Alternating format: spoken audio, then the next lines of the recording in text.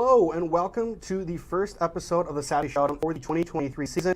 We are unfortunately, here in Swain Hall as Hartnett renovations near their completion. We have a very exciting episode for you today. I will kick off the episode with an interview with Coach Shields, and later on Nicole will have some NSIC stats as well as matchups and standings, and then we will conclude the show with our Hot Topic segment. Once again, I'd like to make sure we give a huge shout out and thank you to Marco's Pizza for sponsoring today's episode for continued support of the KMSU Broadcasting Department. But without further ado, the Minot State Beavers football team suffered a disappointing 56-14 loss last weekend to the Minnesota State University Moorhead Dragons. That loss puts the Beavers at 0-2 on the year. Today, Beavers will look to get their first win of the season when they take on the number 5 ranked Minnesota State University Mankato Mavericks. Today, I'm joined by first-year Beaver head coach Ian Shields. Coach, thank you for joining me. How are you doing today? I'm doing well, Parker. Appreciate having me on. You didn't bring up the last contest, that's for sure. Well, we got to know what happens in a few years, even glorious. Yeah. So just kind of jumping right into it, obviously a disappointing loss last weekend brings the team to 0-2 season. What were your initial thoughts on that game last week? Well, we didn't play well last week. It was our first road game. We've played, I think, 26 players already that are in their first year playing college football. So we're a young football team. When you go on the road, that's one of the challenges. So we didn't play well in the offense, defense, or the kicking game. So hopefully we'll address some of those issues. Week one we played well against Southwest Minnesota. We had every opportunity to win that game. We had some tough breaks go against us, some tough calls go against us late in that football game. We had 7 yards go back in the fourth quarter, disputable. We would have been up 10 with 8 minutes left, So we usually could be sitting here one-on-one and feeling a little different than we feel today. But we have a huge challenge today. You brought it up, Parker. Minnesota State, they're trying to look at the conference. I'm Alabama or Georgia, this conference, right? So we know there's a tall task. They're number 5 in the nation. But we'll be excited. We're excited to play. Yeah, I didn't even know that's a lot of first experience I didn't know about. Only a 7-point game at the end of the first quarter, but then the Dragons really turned it on with 21 points in the second, and then 28 more in the second half. What was the message to your team at halftime before that game really ended up getting out of hand? Yeah, we felt like we had to tell our guys, whether you're ahead by 21 or you're down by 21 at halftime, we tell our guys to score the line. We just keep playing, and we didn't necessarily do that. We let that scoreboard affect us. It got pretty heavy. And it's a really good team. I think the highest level conference this year. They're a veteran group, excellent quarterback play. They have 3 really skilled receivers that are going to be tough matchups for a lot of people that work for us. So, like I said, tip your hat to them. We got to learn some battles. We got to improve. We got to play better. We got to train better. We got to do everything better to get to that level. And right now, we're building a program. We're at ground zero. We're building a program, trying to build it the right way, and build it from the ground up. And so. These are things comfortable. Yeah, and it's only up from here. Obviously, like you said, starting brand new program basically. I'm kind of looking at last week's game and the season as a whole. There are a couple position groups I kind of wanted to bring up. Last week, Evan Lovett and Miles West both threw the ball really well. West getting the touchdown for Beavers on the day. How impressed have you been with a duo that consists of a first-year starter in Lovett and a true freshman in West? Yeah, those guys we call it our B-back position. They're kind of the big physical backs in our offense, and they're both explosive tailbacks. And Evan and Miles combined really doing a nice job as a 1-2 punch out of the backfield. And you can see some of Miles' explosiveness there at the end. He's a kid, a true freshman out of Houston, Texas area. He ran a 10 800 meters. He's 210 pounds. He's got a big back with some speed, good feet, good vision. He played well last week, and him and Evan, we're going to need both those guys, and we're going to need them today because we have a tall task there against a tough front 7 or 8 for Mankato. And looking at you also played quarterbacks in both games. I believe DJ Fair and Dawson McCleary, and Fair even led the team in passing yards last week. How have you guys went about using what I think I could safely say is an unconventional way of playing offense with the 2 quarterbacks? Yeah, they're having much to do. So it's been unclear, so we're just trying to let it play itself out between the 2. They both bring different strengths to the table, and honestly, in the first 2 weeks, they both played really well. That position's been played well. They're at the level. Neither one's had a turnover in the first 2 games. Offensively, we've only had 2 turnovers in the first 2 games, and one of those was on an incorrectly ruled catch fumble on Evan Lovett, actually, in our first game in that zone. So like I said, the quarterback position is being played pretty well. We need to create some more explosives and get some bigger chunks, but. Like I said, I think both those guys have acquitted themselves nicely. How have you guys kind of been playing? Has it been more of riding the hot hand, or is it we're going to let both these guys do their thing? We're going to see how it plays out? Yeah, well, we're going to split the reps evenly. In the first week, it didn't work out that way because the ball was moving so well initially with Dawson in there. The plan was to get Dondre in there a little quicker, actually. But Dondre has some strength, too. He's really good. Like you said, he can throw the ball as well. But, Dawson's an excellent leader. He gets it. He's been operating at a high level. So they've both been efficient. Like I said, we need to continue to go forward, being efficient. It is unconventional, but it's also unconventional for the opposition. They have two quarterbacks prepare for us instead of one. So I think it's an advantage for us in that capacity. Absolutely. Kind of switching over to the defensive side of the ball. There were 2 interceptions week 1. The secondary kind of struggled last week with Jack Strand from the Dragons throwing for almost 300 yards and 5 touchdowns. What have you guys kind of done to make sure the secondary stays confident as the season goes on after a game like the Mohead? Yeah, it's challenging. We've had some deep balls overhead. We've had some deep balls misplayed or overhead in critical situations to end both first halves at each of the last 2 games, where there are no momentum shifters going to halftime, frankly. So hopefully we can keep the ball in front of us and contest the ball. We need to do a better job with the ball in the air. We had 2 or 3 balls right through our fingertips a week ago. One would have been a pick 6 on the first play of the game. We had another one later in the game right through our hands. So we need to defense. To compete today against Mankato, we're going to need some good fortune. We're going to need the ball to bounce in the right direction. But we're also need to make some plays in the air and get some takeaways. Whether that's stripping out defensively, forcing a fumble, but we need 3 takeaways to compete today. Yeah, I know you mentioned that you guys play a Mankato team, obviously very good, ranked number 5 in Division II, and they're a lot more run-heavy than the Dragons were last week when they're more of a pass-first team in Moorhead. How have you guys been trying to game plan for a team that is basically complete offensively than your previous opponent? Yeah, I mean, these guys, Mankato's as good as there is in our conference. That's where the bar is set. I think they have 24 or 25 conference championship banners hanging up in the playoffs yearly. So, like I said, that's golden because of the banner. They're Alabama's conference, So, they're averaging close to 600 yards total offense a game right now. So they're throwing it too. They're efficient throwing the football. But they're a pretty prolific run. They're rushing for 345 yards a game, I believe. So got a strong offensive line, tight ends included. Their quarterback has good legs, but the tailback is really the key feature. Even the backups running for like 90 yards a game, but the starters rush for over 200 a game. So he's getting 100 right top. So like I said, he looks like Adrian Peterson when you turn on the tape. So they're very good. But like I said, our guys will be excited to go compete. We're excited. We know they're going to try and establish the run. We're planning on them trying to establish the run, and like I said, trying to take the best away, the best of your ability, and then make a play left-handed, so to speak. Absolutely. Like I said, number 5. I know you kind of compared them to like an Alabama, Georgia of this conference. So what has been the message this team is prepare to play a team that is the up one of the NSIC? Well, all of our guys can read, and they all pay attention, and they've seen these guys for years, some of the veteran guys. So we know that where the bar is set here. Our guys are well aware of that. We're all aware of college ball. They're 18, 20, 23-year-old. The balls are funny. It's shaped funny. It can take funny bounces. Crazy things can happen in college football. You see it every Saturday, and why not? Aside from the external factors, hey, we're playing Mankato, it's internal for us. We need to get play football. We need to get better with them systems of play, execute, play a great effort, turn it loose, have some fun. I mean, there's no expectations right now to go beat these guys by anyone outside of our building. But there's some guys inside the building that care and do believe. And you absolutely can only control what you can control and everything else. Just kind of wanted to go back to that offense. You have a very inexperienced offensive line outside of Matt Sanchez, who's a transfer, and Jake Swerple. They've both played a lot of games, but the other 3 starters the last couple of games only have a combined 11 games played. So, what has been the message to those guys as they set to go against this Mankato?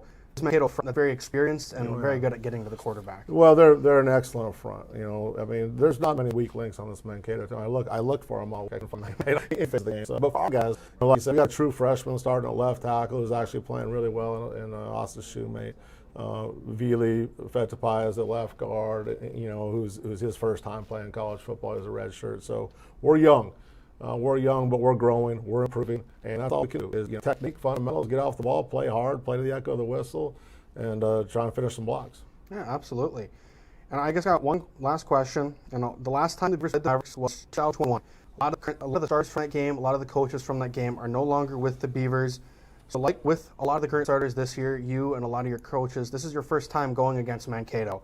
So how have you been trying to prepare yourself, especially for an opponent that has really played in case you're first playing against them? Yeah, I mean, for all these teams in the conference, for most of our players, it's the first time playing against anybody. So we're all young. The coaches, players, we're in this conference. We're all young. The past makes really no difference to us. I saw the score last time play. It was 60-10. Hope we have a better day than that. Hopefully we can find a way to beat them. Like I said, we're just excited about the opportunity to play the game, right, and coach the game. You only get 11 opportunities guaranteed a year. This is one of those opportunities. Let's go turn it loose, tee it up. let it fly. Absolutely. Well, I appreciate you coming on the show today and having the opportunity to speak with you about this. Definitely going to be a fun game to watch today. Hopefully, like you said, hopefully it's a better outing than the last time Mankato and Minot played. But once again, this is head coach Ian Shield for the Beavers football team. Kickoff today against Mankato for Minot's homecoming is at 2 o'clock. But don't go anywhere. When we come back after this quick break, Nicole will have some NSIC information that standings just to bring to you. Don't go anywhere. You're watching the Saturday Showdown, brought to you by Marco's Pizza. Thank you to all of our underwriters. Trinity Health is a comprehensive healthcare system based in Minot, North Dakota. Fiance, with all your prom and bridal needs, located in downtown Minot. KCJB 910 AM, Minot's news and information station.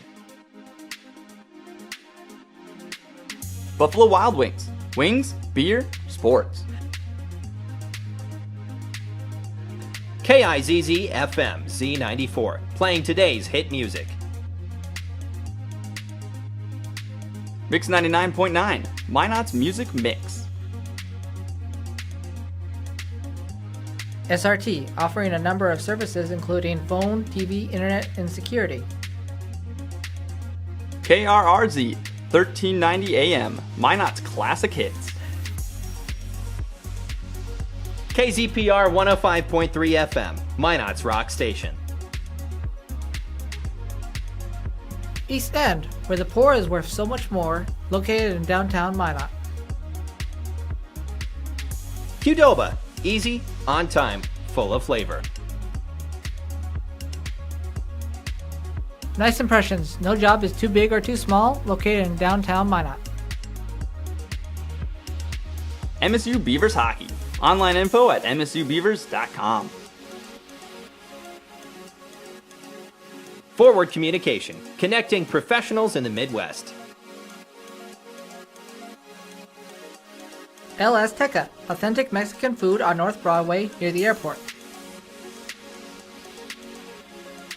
MSU Theater Department, year-round entertainment. Red and Green, MSU's student-run newspaper. MSU Bookstore, for all your campus needs. Minot Nutrition Addiction, offering healthy smoothies and meal replacements on the go. H-Bar-B Construction, for all your oil field needs. Bears Cat Donuts, located on Broadway across from Minot State campus.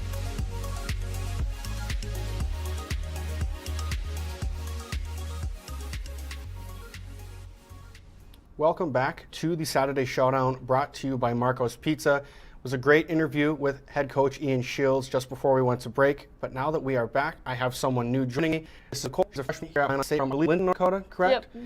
So she is going to be taking it away, and she is going to be going over some NSIC information for you guys. Heading into the third week of the 2023 season, only 4 teams have their perfect record intact. Minnesota University, Augustana University, University of Minnesota Duluth, and Minnesota State University Mankato all have 2-0 records. Minnesota State University, Minnesota State University Moorhead, Wayne State College, Southwest Minnesota State University, Concordia University St. Paul, and University of Sioux Falls all sit in the next group with a 1-1 record. Minot State University, Northern State University, and University of Mary all are currently 0-2. Week 3 of the 2023 NSIC football season brings some very tough early season matchups. The Minot State University Beavers will host a 2-0, number 5 ranked Minnesota State University Mankato Mavericks. The University of Sioux Falls will have their hands full when they travel to take on the high-powered offense of the University of Minnesota Duluth. Northern State University or University of Mary will get in their first win of the season when 2 winless teams go against each other in Aberdeen, South Dakota. Augustana University and their number 1 ranked scoring defense will travel to St. Paul, Minnesota to play Concordia University St. Paul. Now taking a look at some of the statistical leaders around the NSIC. Minnesota State University Moorhead's quarterback Jack Strand is now the conference's leader in passing yards and passing touchdowns after a dominant 299-yard and 5-touchdown performance against Minot State last weekend. 2 of Strand's favorite targets also hit top NSIC stats, with Gage Florence leading the conference in receptions and Brady Perryman leading in receiving touchdowns. Looking at the defensive side of the ball, Bemidji State's Marcus Hansen's 3.5 sacks are the most in the NSIC. Clay Shivner from Winona State University leads the NSIC in tackles. Jacob Bird from Wayne State College also leads the NSIC with 2 interceptions.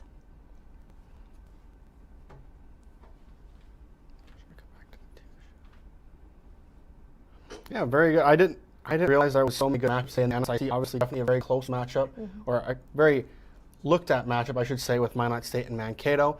But yeah, that was our NSIC stats, matchups, and standing. So when we come back after this quick break, we are going to be going over our hot topics for high school football, college football, and the NSIC. So don't go anywhere. You are watching the Saturday Showdown, brought to you by Marco's Pizza. Public speaking is what I want to do with my life. I want to be able to influence others. Being in this class, I've made friends that I hang out with all the time and really good people. The professors are all so willing to help me with anything, and I'm really loving it. I have so many opportunities. I love being here, and I truthfully can't wait to see what this 4 years holds. If I could do anything to change a life, that would just be absolutely amazing.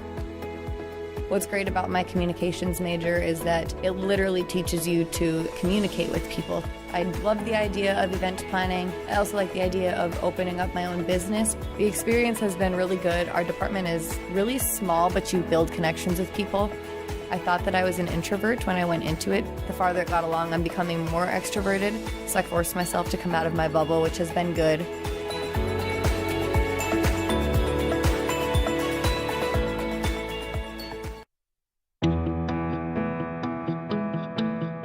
Destin Hall. My major is broadcasting, specifically journalism. I've always liked photography. I just like to be that guy with the camera. I like interviewing the people. That's just something I always wanted to do. My grandpa always read the newspaper, so I wanted to take that and write in the newspaper because I know he'll be proud.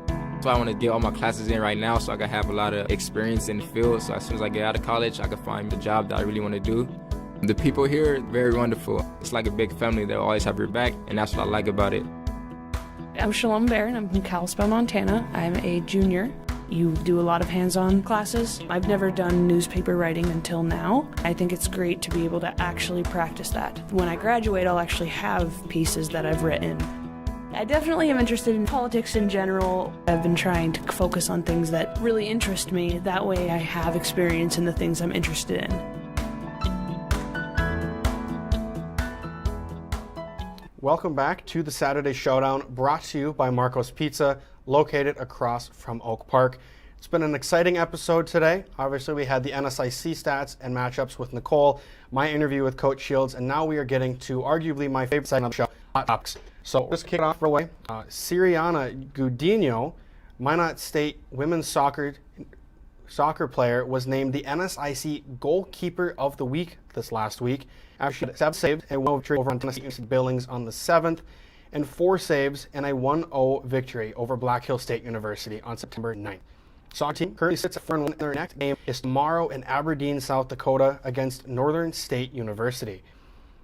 Taking a look at some high school football in the area, the Bishop Ryan Lions are currently 2-2 on the season. Their game last night against the 2-2 Ray Powers Lake is postponed tonight. Obviously, very unfortunate for us guys to have to wait another night for that game to go and take place. Looking back at my alma mater for high school, Belvedere and Garrison currently sits at 5-0 on the season. They beat South Prairie Max, who is now 0-5 on the year, 54-0 last night. And Velva currently sits at number 1 in Class A football. Yeah, they deservedly do. They were an absolute powerhouse every year. Their lane's absolutely crazy. And they're so lucky they have a young team this year building the juniors. So I think class 2025 will a lot of prospects coming out of there as well. Yeah, I think most of their skill positions are all going to be getting some really heavy looks for college, especially guys like Ben Shep, Hank Bodine, Trayson Eigelhart, stuff like that. Definitely a big talented class that could soon become another dynasty in high school football.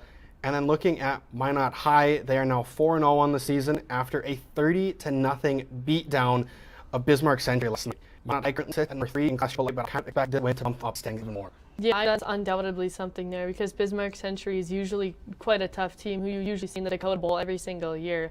And it's just absolutely outstanding to see a team like Minot, a team out of the West, get the far, let alone beat down a team from our Century in a clean sweep. Absolutely.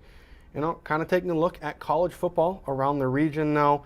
North Dakota State plays their 3rd game of the season today. They're currently 2-0, and they will be playing Central Arkansas, who is currently 1-1. NSIC, after losing a national championship game last season to South Dakota State, currently sits at number 2 in the FCS rankings. Nicole, who is UND playing today? UND is actually playing Boise State, and I think they're head over there, and the game might be kicked off at 11 our time. I do believe that game has gone on. That's going to be a tough game. Obviously, an FBS opponent is never easy for an FCS school, unless obviously it's NDSU.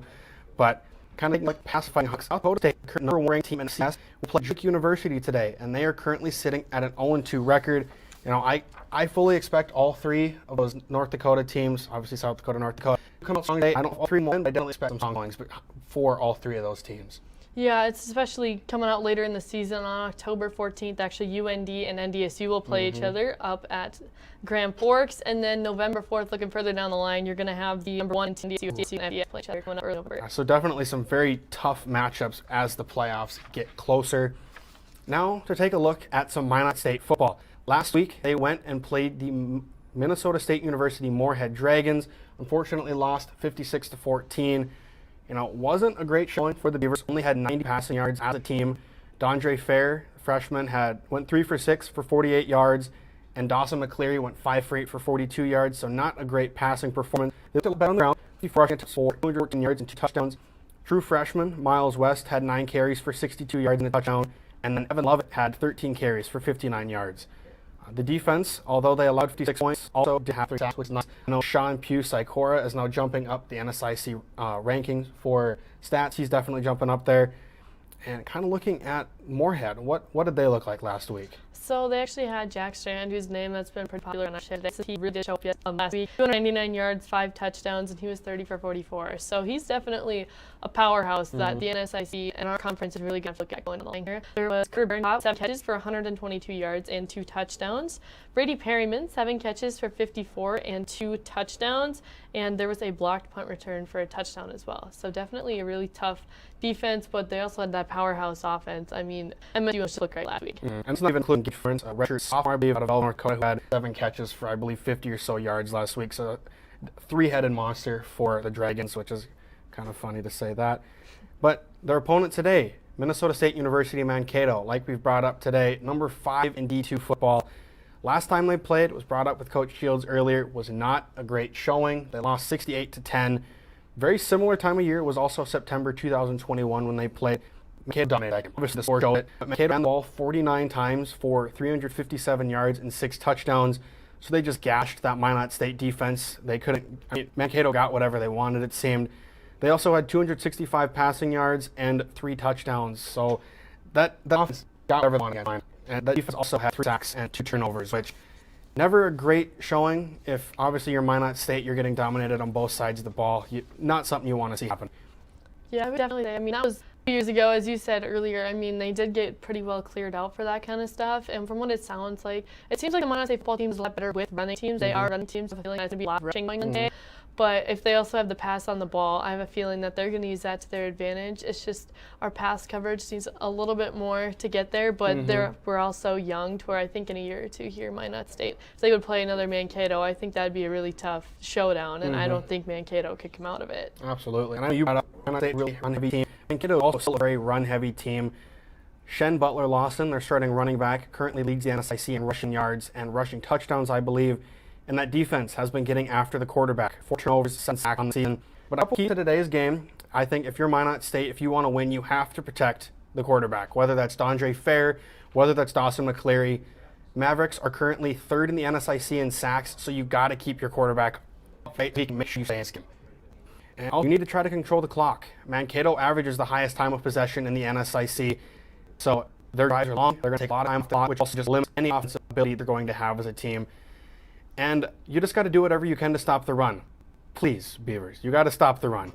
Mankato averages almost 350 rushing yards a game and 4 rushing touchdowns a game. So this is a very dominant rushing team. They know how to do effectively. And it's going to be very tough amounts today. Yeah, I've got a feeling this game's going to get very physical, very fast, with all the rushing that seems like it'll be going on in this preview. But you never know. I mean, as long as people show up at 2 o'clock to go look at our homecoming game, that's all I can say. So you got to show up, go see it. Absolutely. I think that is all we have for today. Just a recap for the show. We had a great interview with head coach Ian Shields to kick it off. Then Nicole took over with some NSIC stats, matchups, and this was awesome. And our topic today was also great. We will be back here in the same spot in Swain Hall in just a couple weeks for Minot State's next home game, not homecoming game. Only got one of those a year. But yeah, this has been the Saturday Showdown, brought to you by Marco's Pizza, once again located from Oak Park. Thank you for tuning in today, and we will catch you all next time.